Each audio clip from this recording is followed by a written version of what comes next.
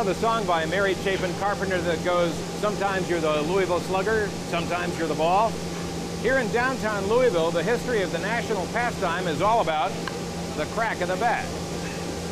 It all started in 1884 when 17-year-old Bud Hillerick slipped away from his father's woodworking shop to watch Louisville's major league team, the Louisville Eclipse. The team star, Pete Browning, was mired in a hitting slump and broke his bat. Bud invited Browning over to his father's shop to make him a new bat. Browning was at his side giving advice, and Bud handcrafted a new bat from a long slab of wood. The next day, Browning got 3 hits with it. Browning told his teammates, which began a surge of pro ball players to the Hillerick shop. It wasn't long before the woodworking shop quit making chair railings and butter churns, and the rest is history.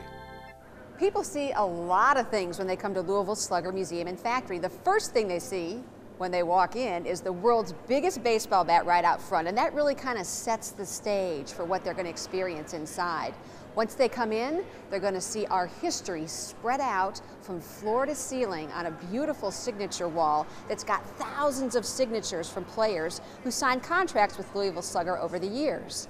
And then as they work their way into the museum, they're going to enjoy our own private collection of memorabilia that we have on display, along with interactive exhibits and the history of baseball and Louisville Slugger going back many years, but also coming right up to today, because Louisville Slugger is a cutting-edge company today as well. And then the real treat happens.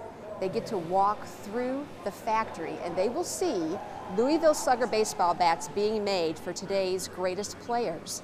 We have had a ball partnering with collectors over the years here. It really started about 4 years ago. We decided to host our own auction on site, and a lot of collectors came to that auction.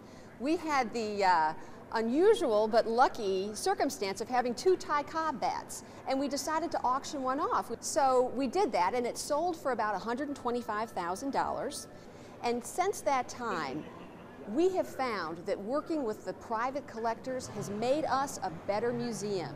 They have been so generous with loaning us artifacts and their expertise, because some of them know more about our bats, the very fine points of our bats over the years than we even do.